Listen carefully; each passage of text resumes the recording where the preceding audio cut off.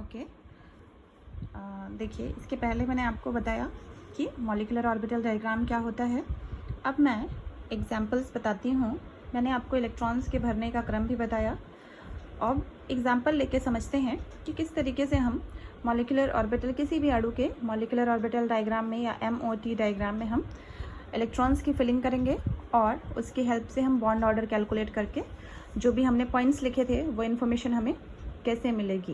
Okay, तो यहाँ पे मैंने फर्स्ट एग्जांपल लिया हुआ है हाइड्रोजन मॉलिक्यूल का।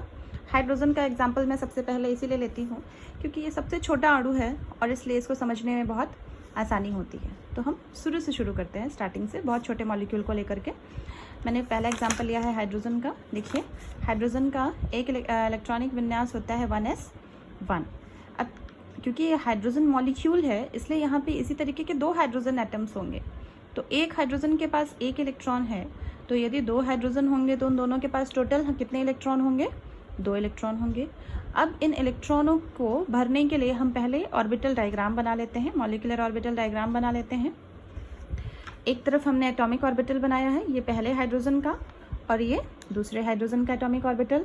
अब ये दोनों एटॉमिक ऑर्बिटल आपस में मिक्स होकर के 2 नए मॉलिक्यूलर ऑर्बिटल का निर्माण करेंगे। यहाँ पे ये H2 बन गया, मॉलिक्यूलर ऑर्बिटल बन गए, जहाँ पे पहला हमारा नीचे जिसकी ऊर्जा कम है। देखिए मैंने जो ये पेरेंट ऑर्बिटल हैं इनसे जो बॉन्डिंग ऑर्बिटल्स है उनको नीचे ड्रॉ किया गया है और एंटी बॉन्डिंग ऑर्बिटल्स को पेरेंट ऑर्बिटल से ऊपर ड्रॉ किया गया है। इसका मीनिंग ये है कि इन एंटी बॉन्डिंग ऑर्बिटल्स की एनर्जी इन जो ये मिक्स होने वाले एटॉमिक ऑर्बिटल हैं इनकी तुलना में ज़्यादा होती है और बॉन्डिंग ऑर्बिटल्स की एनर्जी मिक्स होने वाले एटॉमिक ऑर्बिटल्स की तुलना में कम होती है।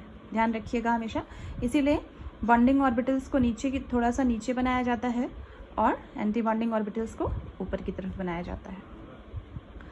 तो यहाँ पे देखिए, ध्यान देने वाली बात यह है कि जब 2 एटॉमिक ऑर्बिटल मिक्स हुए तो 2 नए मॉलिक्यूलर ऑर्बिटल बन गए। एक बॉन्डिंग ऑर्बिटल बन गया, दूसरा एंटी बॉन्डिंग ऑर्बिटल बन गया। अब हाइड्रोजन में तो 2 ही इलेक्ट्रॉन है, हाइड्रोजन मॉलिक्यूल में 2 ही इलेक्ट्रॉन है टोटल हमारे पास। तो ये दोनों इलेक्ट्रॉन कहाँ चले जाएंगे? 1s कक्षक में फिल कर दिए जाएंगे। ओके, अब यहाँ पे यदि हम बॉन्ड ऑर्डर कैलकुलेट करें तो किस तरीके से कर सकते हैं? देखिए, बॉन्ड ऑर्डर का फॉर्मूला हमारे पास क्या है? Half NB minus NA। NB क्या है? Number of electron in bonding orbital. तो बॉन्डिंग ऑर्बिटल में कितने इलेक्ट्रॉन्स हैं हमारे पास? यहाँ पे 2 इलेक्ट्रॉन है और एंटी बॉन्डिंग कक्षक में, हाइड्रोजन के एंटी बॉन्डिंग कक्षक में एक भी इलेक्ट्रॉन नहीं है, तो इसको हमने क्या लिखा? 0। जब इसको यहाँ पर मल्टीप्लाई करेंगे तो 2 and 2 ये कैंसिल हो जाएगा और हमें क्या मिलेगा? 1। क्या मतलब हुआ इसका? बॉन्ड ऑर्डर 1 मिलने का मीनिंग है पहला कि 1 है यानी कि पॉजिटिव वैल्यू है, 0 नहीं है, that means hydrogen molecule exist करता है। पॉजिटिव वैल्यू है, हाइड्रोजन स्टेबल है। 1 है यानी कि इस हाइड्रोजन मॉलिक्यूल के दोनों अणुओं के मध्य में, दोनों एटम्स के बॉन्ड बीच में एक सिंगल बॉन्ड होगा। ओके, इस तरीके से single bond by H2 molecule. ये दोनों हाइड्रोजन के जो एटम्स हैं आपस में सिंगल बॉन्ड के द्वारा जुड़े हुए हैं। इसके बाद एक दूसरा एग्जांपल लेती हूँ मैं, हीलियम। हीलियम का एटॉमिक नंबर होता है 2। इसका इलेक्ट्रॉनिक कॉन्फ़िगरेशन होगा 1s2। अब एक हीलियम के पास 2 इलेक्ट्रॉन हैं तो 2 हीलियम लेंगे हम, तो टोटल हमारे पास कितने इलेक्ट्रॉन होंगे? 4। ओके, अब इन इलेक्ट्रॉनों की हम फिलिंग स्टार्ट करते हैं। तो ये इधर पे एनर्जी लेवल है इस तरीके से। ये एटॉमिक ऑर्बिटल है पहले हीलियम का और ये एटॉमिक ऑर्बिटल है दूसरे हीलियम का। अब यहाँ पे हमारा हीलियम का He2 मॉलिक्यूल बन रहा है। तो अब हम क्या करेंगे? इन 4 हमने डायग्राम बना लिया, ड्रॉ कर लिया। ये हो गया सिग्मा 1s ऑर्बिटल और ये हो गया सिग्मा स्टार 1s ऑर्बिटल। अब इलेक्ट्रॉन्स की फिलिंग करेंगे हम, तो 4 इलेक्ट्रॉन हैं।